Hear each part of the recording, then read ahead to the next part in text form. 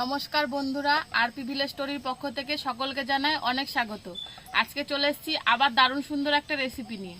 গাছ থেকে দুটো কাঁচা কলা পেড়ে নিয়ে এসেছি। এই কাঁচা কলা দিয়ে একটা রেসিপি করে দেখাবো তোমাদেরকে, তোমরা পুরো ভিডিওটা দেখতে থাকো।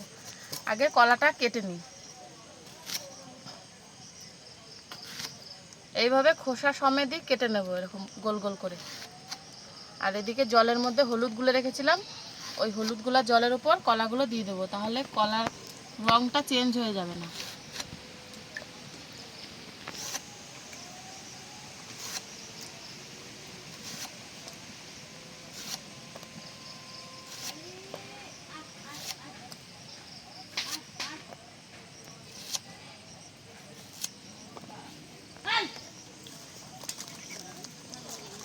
কলাটা বেশ খানিকক্ষণ হলুদ জলে চুবিয়ে রেখেছিলাম, এবার এই গরম জলের উপর দিয়ে ভালোভাবে সেদ্ধ করে নেব।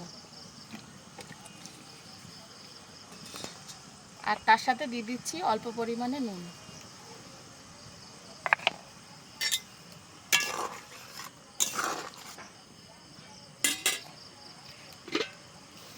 এবার দিয়ে দেবো ঢাকা।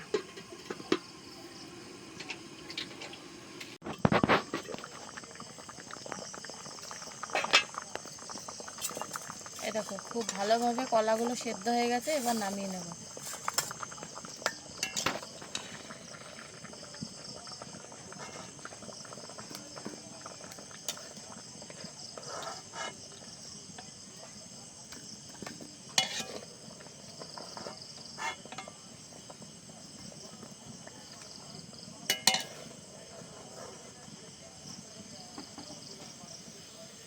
এবার শুকনো খোলায় রসুন, শুকনো লঙ্কা আর কালো জিরে ভেজে নেব। প্রথমে দিয়ে দিচ্ছি রসুন, তার সাথেও দিয়ে দিচ্ছি শুকনো লঙ্কা। প্রথমে রসুন আর শুকনো লঙ্কাটাকে ভেজে নেব। আর এই রান্নাটা করতে তেল লাগে না। দেখো রসুন আর শুকনো লঙ্কাটাকে খুব ভালোভাবে ভেজে নিয়েছি, এবার দিয়ে দেবো কালো জিরে। এবার একটু নেড়ে চেড়ে নামিয়ে নেব।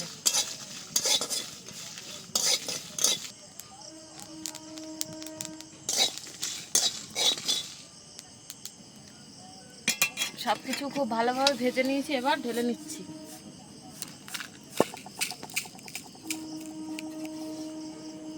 দিয়ে দেবো পরিমাণ মতো নুন।